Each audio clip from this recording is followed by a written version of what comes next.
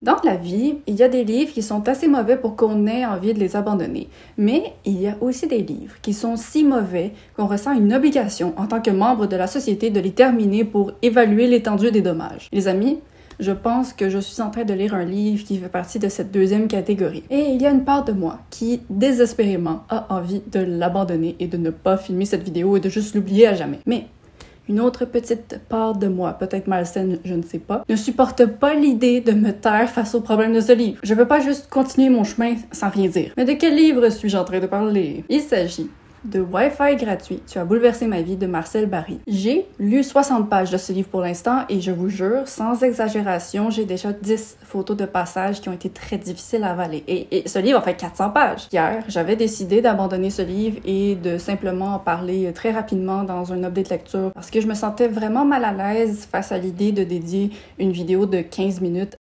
à la destruction de cette œuvre, surtout considérant qu'elle a été écrite par un auteur québécois. Et donc, il peut me comprendre, il peut tomber sur cette vidéo, j'espère que non. Mais ça c'était avant que je lui donne une dernière petite chance et que je tombe sur le passage où un personnage demande « Qu'est-ce qui cause l'homosexualité d'après toi? » Et cette scène venait juste après celle où l'engin reproductif du protagoniste restait coincé dans une femme. Donc oui, je pense qu'il y a beaucoup de choses à découper dans ce livre pour l'instant et je sais pas qu'est-ce que je vais découvrir en lisant la suite pour cette vidéo. Pour la première fois de ma vie, je vais devoir donner 0 étoile à ce livre. J'aimerais terminer cette introduction avec un message adressé à l'auteur. J'aimerais lui dire que s'il a la malchance de tomber sur cette vidéo, de ne pas la regarder parce que je vais m'exprimer d'une manière peut-être très émotive, dramatique. Je vais pas chercher à censurer mes propos parce que cette vidéo pour moi c'est une façon de me vider l'esprit et de peut-être vous divertir en même temps. Donc mes propos ne seront pas adaptés à aider l'auteur. Si vous regardez cette vidéo et que vous souhaitez entendre mes avis négatifs pour voir si c'est quelque chose que vous souhaitez retravailler dans vos prochaines publications, je vais publier un avis détaillé sur Goodreads qui sera plus adapté à vos oreilles, mais vraiment ce vlog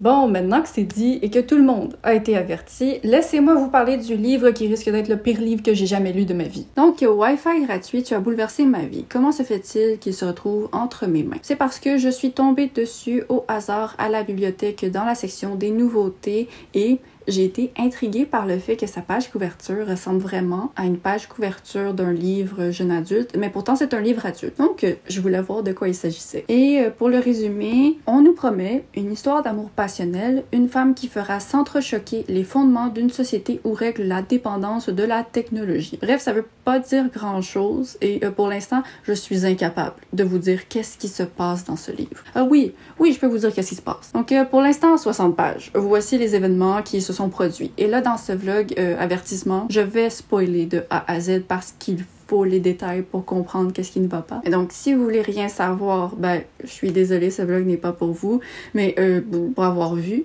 les 60 pages, je ne pense pas que c'est un livre que vous voulez lire. Donc, commençons par le commencement, le premier chapitre. J'ai tout de suite détecté que l'écriture, ça allait être quelque chose de très robotique. On assiste à 2 tentatives d'assassinat sur un personnage et on sait rien d'autre que ça. C'est juste un gars à 2 reprises, il y a quelqu'un qui essaie de le tuer et quand on lui annonce « Hey, il y a quelqu'un qui a essayé de te tuer », il répond « Quoi? En majuscule? » Et ça c'est vraiment un pet peeve personnel, les majuscules dans les livres, là. Je devrais être capable de détecter le ton de la voix sans des majuscules. Merci. Mais ça, c'est vraiment un détail. Je vous assure, ce qui vient est pire. La suite du roman a une perspective différente. On assiste à la rencontre d'un homme et d'une actrice parisienne sur un avion et les circonstances vont faire en sorte que cette actrice doit résider temporairement dans la maison de cet homme. Et dès le premier soir, on a droit à la perspective de la femme qui dit « Je regrette un peu de m'être installée ici, j'aurais dû aller ailleurs parce que je sens que l'homme a de l'intérêt pour moi et c'est pas quelque chose que je recherche présentement. » Bon, c'est simple, ce sera pas une romance. Mais attendez, dans la conversation suivante que cette femme a avec l'homme lui explique qu'il a une femme de ménage qui passe 1 fois par semaine pour nettoyer et la première pensée de la femme, c'est de se demander « Ah, je me demande s'il couche avec cette femme de ménage. Pardon, mais je ne peux pas croire. Une femme qui n'a pas d'intérêt envers un homme ne penserait pas ça. Et même une femme qui aurait de l'intérêt pour cet homme, j'ai l'impression que n'importe qui dans la vie quand on apprend que quelqu'un a une femme de ménage, notre réflexe, c'est pas de se demander s'il se la tape, mais bon, peut-être que c'est juste moi qui a des expériences différentes. Et donc, j'ai continué ma lecture. Le lendemain, ces deux chères personnes vont faire une visite de la ville. Mais qu'est-ce qui se passe? Ils s'embrassent. C'est quoi ça? Hier, la fille, elle voulait rien savoir de l'homme, et là, elle l'embrasse, et il s'appelle ma chérie, mon chéri. Ça fait un jour que vous connaissez. De quoi c'est ta chérie? Ça fait 24 heures. Non, ça fait même pas 24 heures. Donc là, déjà, je voyais que c'était un livre qui allait être difficile à traverser. J'étais pas prête à la suite. Avant de me lancer dans les autres événements, j'aimerais faire une parenthèse sur l'écriture. Je vais vous lire quelques passages d'écriture.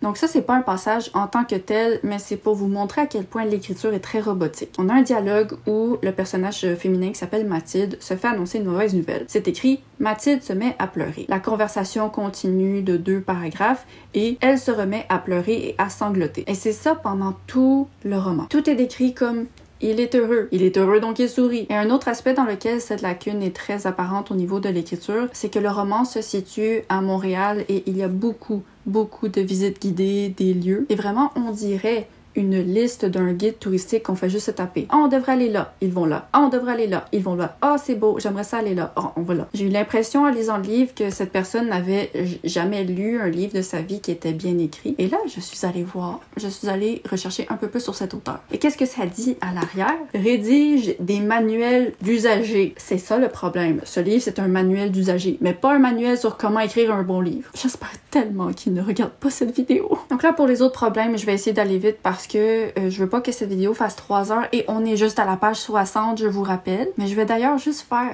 une note de rappel sur ce que j'ai mentionné dans l'introduction, comme quoi il y a une scène de sexe où l'engin reproductif de l'homme reste coincé dans la femme et l'homme répond « Ah oui, c'est normal, c'est un phénomène qui se produit quand il y a une forte excitation, ça s'appelle le pénis captivus en latin. » Ah, comme j'aurais payé cher pour ne jamais avoir lu cette scène de ma vie. Et comme j'aurais payé encore plus cher pour ne pas voir la scène où plus tard ils vont à Montréal, il y a un quartier gay et ils vont dans un resto et on voit que l'actrice elle est inconfortable, elle a l'impression que tout le monde la regarde et c'est là qu'elle demande à l'homme « Est-ce que tu sais qu'est-ce qui cause l'homosexualité? » Et l'homme répond pas vraiment. Il y a plusieurs opinions, plus loufoques les unes que les autres. Et là, il mentionne le plastique, l'absence du père, une mère trop autoritaire, la génétique, les théories psychologiques freudiennes. Et là, il lui demande, en retour, s'il y avait des façons de ramener les homosexuels à un état hétérosexuel. Est-ce que tu penses que ça se ferait? Allô? Mais pourquoi cette question existe? Juste une petite note, parce que je pense que c'est important de préciser. Cette scène se déroulait en 1990 et j'ai juste compris plus tard. Mais pour moi, ça ne change rien parce que même si c'est pas des questions et des croyances inhabituelles pour l'époque, ça ne jouait absolument aucun rôle dans l'histoire. Donc je comprends juste pas pourquoi cette scène a été incluse. Si t'enlevais cette scène de ce livre, ça ne changeait absolument rien. Alors pourquoi soulever ces questions? Et le livre n'est pas écrit avec un ton homophobe. C'est juste qu'il essaie de transformer chaque conversation dans ce livre comme un moment scientifique d'éducation et c'est extrêmement maladroit et complètement ridicule. Donc voilà où j'en suis pour l'instant. La scène que je viens de vous mentionner, c'est littéralement à la page 61. J'ai très peur de la suite parce que ce livre a une seule critique sur Goodreads et c'est quelqu'un qui a abandonné à 160 pages parce qu'elle disait qu'il y avait trop de propos misogynes. Ça va être bon, ça va être bon. Donc je continue ma lecture et on s'en reparle si je suis en vie. Bye! Rebonjour, je ne pensais pas vous parler de sitôt, ça fait une page depuis la dernière fois que je vous ai parlé. Mais là, c'est parce que premièrement, d'abord, j'ai été rassurée parce qu'il y a eu un paragraphe où c'était un peu plus clarifié que la perspective des personnages, c'était qu'ils dénonçaient la discrimination qui était faite envers les homosexuels. Mais la page d'après, on est reparti dans les gros stéréotypes. Donc, pour rappeler, ils sont dans un restaurant au quartier gay et il y a une femme qui arrive et tout de suite, elle est décrite comme portant une brassière de cuir, presque pas de vêtements, grosse poitrine lisse et heureux. Je vais vous mettre le mot. Et bien évidemment, cette femme annonce qu'elle est bisexuelle et elle invite la femme et l'homme à rejoindre son copain et elle au lit. Je pense que je n'aurai pas assez de doigts pour compter le nombre de stéréotypes dans ce livre. Bon, cette fois-ci, j'ai réussi à lire plus d'une seule page avant de vous parler et même, j'ai dépassé la moitié. Mais en toute franchise, c'est parce que hier soir, j'étais immobilisée à cause de mes douleurs corporelles et c'était la seule chose que j'avais à portée de main. Donc maintenant, il faut que je trouve une façon de vous décrire l'expérience des 200 pages que j'ai lues. J'ai beaucoup de choses à dire. Je vais essayer de commencer par les petits détails cocasses et après ça, on va plonger dans les véritables thèmes de ce roman parce que, enfin, j'ai découvert pourquoi le livre s'appelle Wi-Fi gratuit. La section « Tu as bouleversé ma vie », ça je le comprenais déjà, c'est en train de bouleverser la mienne, mais le Wi-Fi je comprenais pas. Un détail qui m'a fait rire plus qu'autre chose dans ce livre, c'est l'utilisation des bruits. La femme principale, elle semble vraiment aimer s'exprimer avec les sons, alors j'ai décidé de faire un petit top 3 de ses préférés. En première position, nous avons le yay, qui vient toujours avec 6 points d'exclamation exactement. Pourquoi il y en a 6? Je sais pas, demandez-moi pas. Mais bon. Vivre et laisser vivre. Elle veut en avoir 6, elle veut en avoir 6. En deuxième position, nous avons le humph humph qui vient lorsqu'elle pleure. Et je vais vous mettre à l'écran une photo d'une page où elle était bien triste et en couleur, ce sont toutes les fois où le son humph a été écrit. Et fun fact, cette page se terminait avec son mari qui se questionnait sur la santé mentale des femmes. Élégant. Et en troisième position, c'est le son arg arg qui est censé reproduire des vomissements. Je sais pas vous, mais moi j'ai jamais pensé que c'était nécessaire d'avoir des onomatopées pour cette action. Juste le dire. En tout cas, c'est le top 3 actuel. Je suis à la moitié du roman, donc je vous dis si jamais il y a des changements au classement d'ici la fin. Ensuite, deuxième petit détail cocasse, qui est un événement. Je comprends juste pas son utilité dans l'histoire, et en fait, il y a bien des choses que je comprends pas leur utilité dans cette histoire. Donc, il y a une fête qui est organisée, et il y a une cliente qui est végane, et le traiteur ne comprend pas c'est quoi le végétalisme, il pense que salami, ce n'est pas de la viande. Et donc là, je vous expliquerai bien la suite, mais je pense que c'est mieux de tout simplement lire l'extrait. La cliente lui explique longuement les fondements sur l'alimentation végétalienne, les caractéristiques éthiques, les bienfaits sur la santé humaine, la culture envers les animaux, blablabla. À la fin, le traiteur pleure comme une madeleine. Il dit vouloir arrêter la cuisson de l'animal et aller acheter du soja pour tout le monde. Je trouve cette scène ridicule sous tous les points de vue, absolument. Premièrement, de la façon que l'auteur décrit cette discussion, elle aurait dû se dérouler sur 3 heures. Deuxièmement, en tant que personne qui a une alimentation sans produits animaliers, je sais que c'est pas en sautant sur les autres qu'on les fait changer d'avis, surtout pas en 5 minutes. Donc, dans ma tête, c'est impossible qu'après qu'une cliente crie sur ce traiteur, soudainement, il va changer toute la nature de sa restauration. J'arrive pas à déterminer si le point de vue de cette scène, c'est de se moquer du stéréotype de la végane qui se part dans des monologues, ou si c'est d'un point de vue qui est pour le végétalisme et qui est comme regardez, le traiteur il a réalisé qu'il faisait des choses pas très éthiques. Je sais pas, je comprends rien. Et pour le dernier petit détail avant que je me plonge vraiment dans c'est quoi l'histoire de ce livre, c'est qu'il y a beaucoup de questionnements sur la santé mentale des femmes. Donc je vous ai déjà parlé du questionnement du mari qui est le personnage principal suite au infini de sa femme. Mais bon, ça, je le blâme pas trop parce que moi aussi, si ma femme, elle faisait des je m'inquiéterais pour elle. Mais bon, ensuite, il a perdu des points avec moi parce qu'il parle à un psychologue et il annonce qu'il ne comprend pas la psychologie des femmes parce que son ex-copine l'a quitté du jour au lendemain. Et au départ, j'ai été soulagée pendant cette discussion parce que le psychologue le confrontait vraiment sur le fait que quand il parlait de ses copines, de ses ex-copines, il mentionnait uniquement leur beauté. Genre, il se fait poser la question par son psy, quelles étaient tes affinités avec ton ex? Et sa réponse était, elle était une beauté à la peau brune. En tout cas, ça au moins, ça a été dénoncé, mais juste après, le psychologue que je commençais à aimer pour la première fois, un personnage que je trouvais peut-être sensé dans ce livre, ben là, il se part dans un monologue où il dit « La femme est un être impermanent. Il est impossible de la cataloguer. Elle ne veut pas être comprise, elle veut être séduite. » D'accord, ok. Bon, maintenant, passons aux thèmes et aux événements de ce roman et je vous promets que vous ne vous attendez pas au véritable but de ce récit. Là, pour l'instant, c'était juste une romance minable. Oh, les amis! Oh!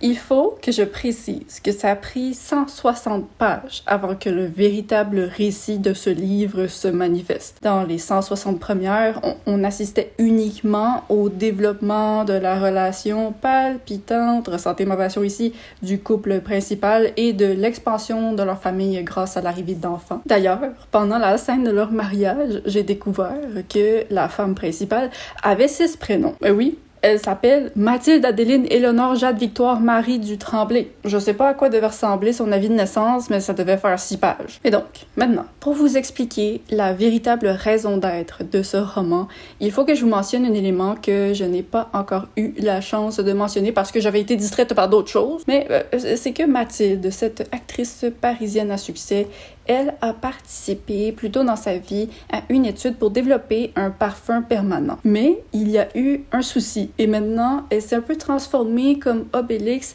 en quelqu'un qui sent le parfum 24 heures sur 24. Quand elle sue, l'odeur s'amplifie et dès qu'elle entre dans une pièce, tout le monde sait qu'elle est là à cause de l'odeur. Bref. C'est un élément qui est là depuis le début, mais vous verrez le lien tantôt. C'est donc vers la page 160 qu'on comprend la raison d'être du Wi-Fi gratuit dans le titre. Et c'est parce que le récit commence avant l'époque où le Wi-Fi était généralisé partout. Et donc quand...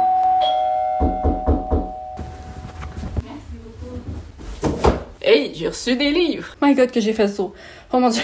Bon, je disais, le livre commençait avant que le Wi-Fi soit partout. Et quand il est devenu commun, Mathilde, à cause de sa condition de parfum corporel, elle est devenue très sensible au Wi-Fi, très malade et complètement allergique en fait. Ça lui donnait des nausées, de la confusion et toutes sortes de symptômes vraiment très désagréables. Et donc, à partir de ce moment-là, le livre dédie tout son récit à la dénonciation des dangers du Wi-Fi. Genre, c'est mentionné que ça cause l'autisme, la bipolarité, le trouble du déficit de l'attention, les fausses couches, l'Alzheimer, blablabla. Bref, si quelqu'un a un problème sur Terre, c'est à cause du Wi-Fi. Et ce qui me surprend vraiment dans cette direction, c'est que c'est écrit à l'arrière du livre que l'auteur est un informaticien. Et donc, je m'attendais pas à ce genre de point de vue de sa part. Et là, ça s'en va vraiment de plus en plus loin dans cette direction de Wi-Fi maléfique. Genre, Mathilde et sa fille vont se réfugier dans un endroit où le Wi-Fi est complètement illégal et elles y passent quelques jours et quand elles en ressortent, la fille regarde son téléphone pour la première fois et elle fait des convulsions. Elle a une crise d'épilepsie parce qu'elle a passé 3 jours sans Wi-Fi et elle regarde son téléphone pour la première fois. Je veux dire, j'ai définitivement été dans un contexte pendant 3 jours où il n'y avait pas de Wi-Fi et vous m'avez pas vu faire le bacon à terre. Donc, c'est à ce stade-là que j'ai conclu ma lecture hier soir, donc je peux pas vous en dire plus pour l'instant. Je vais aller terminer le roman maintenant, parce que pour la première fois depuis le début, je suis enfin intriguée par quelque chose et c'est de voir ce sera quoi la morale de ce livre. Parce que présentement, je sais tellement pas à quoi m'attendre. Wow, j'ai réussi. J'ai fini ce livre. Je sais pas comment, parce que je pensais que la première moitié allait être pire que la deuxième et que peut-être dans la deuxième, il y aurait quelque chose d'un peu moins désagréable à traverser. Oui, il y a eu moins d'éléments bizarres, dans le sens que dans la deuxième moitié, il n'y a pas eu une scène où l'engin reproductif de l'homme restait coincé dans une femme. Mais il y a eu un élément ajouté par-dessus tout ça. Et c'est l'ennui le plus total du monde. C'était long. Oh que c'était long. Laissez-moi vous expliquer. Donc, oui, la tirade anti-Wi-Fi a continué jusqu'à la fin et elle a continué jusqu'à la fin des temps. On entre dans un procès juridique où le fils de Mathilde travaille pour exposer les dangers du Wi-Fi et dénoncer la compagnie qui a complètement caché les conséquences négatives. Et le truc, c'est que c'est interminable. On a 150 pages de ce procès où c'est juste des paragraphes, des briques qui font une page entière de description, d'explication sur le Wi-Fi, blablabla. Et le truc, c'est que moi, je suis une girl de science. Moi, quand Liu Cixin se lance dans ses explications de technologie, de science, je suis au premier rang. Mais c'était tellement pas présenté de manière intéressante. Ça ne finissait plus. J'en pouvais plus. Je m'ennuyais presque des humph de la femme parce que c'était plus divertissant. Mais oh, la femme est arrivée. Notre chère Mathilde est venue témoigner dans ce procès pour parler de l'impact que ça avait eu sur elle. Et là, l'opposition l'a traitée de vieille actrice en manque d'attention parce que sa carrière n'a plus de succès, blablabla. C'était un commentaire vraiment méchant, un commentaire qui a fait beaucoup de peine à Mathilde. Tellement de peine que soudainement, elle explose par le tantrisme de sa tristesse. Genre, c'est écrit mot pour mot, que soudainement, elle ressent la douleur des victimes de l'Holocauste, des génocides dans le monde, des enfants au Yémen. Et elle commence à vraiment virer sur le top, et soudainement, elle se met à vomir partout. C'est une sacrée scène. C'était ridicule, mais j'étais tellement contente qu'il y ait en fait quelque chose d'intérêt qui se produise. Et après ça, on est retourné dans dans le procès le plus ennuyant au monde. Donc voilà, c'est comme ça jusqu'à la fin. Et la conclusion de ce livre, c'est que le Wi-Fi est enlevé partout. L'Internet existe juste à travers des câbles maintenant, comme autrefois, et il n'y a plus de téléphone portable. Et là, c'est parti dans une explication comme quoi, vu que maintenant les gens n'ont plus de portable, ils sont plus en sécurité parce que avant les portables, ça nous donnait une fausse impression de sécurité, donc maintenant il y a moins de danger. C'est aussi dit que après ce changement de Wi-Fi, il y a plus de communication instantanée, donc il y a eu bien des gens qui se sont enlevés la vie. Bouhou, regardez ces zombies de la technologie qui ne sont pas capables de vivre avec le fait que maintenant il n'y a plus de Wi-Fi. Bref, le monde devient meilleur parce que le Wi-Fi est parti. Wouhou! Et le livre se termine avec un épilogue de 3 phrases. Et je pense que ce sont les 3 phrases qui résument le plus parfaitement ce livre. Alors la première, c'est Hélène Charlotte Mathilde Adéline Éléonore Marie Loisel Tremblay est née le 15 mars 2020. Hey! Je l'ai eu one take, celle-là. La deuxième phrase, selon des sources journalistiques, Richard Wallace, qui était le vilain du livre, serait hospitalisé à Wuhan, en Chine, ayant été infecté par un nouveau virus. Et la dernière phrase, c'est en l'an 2030 qu'apparut une nouvelle technologie de communication instantanée sans ondes. C'est ça l'épilogue, c'est ça la fin. Donc voilà, je vous annonce que c'est officiellement, absolument, sans aucun doute, le pire livre que j'ai lu de ma vie. Je m'en doutais en commençant de filmer cette vidéo, sinon je l'aurais pas fait. Mais je pensais vraiment pas qu'elle allait surpasser mon pire livre précédent qui était Ne me quitte pas de Mary Torgerson. Mais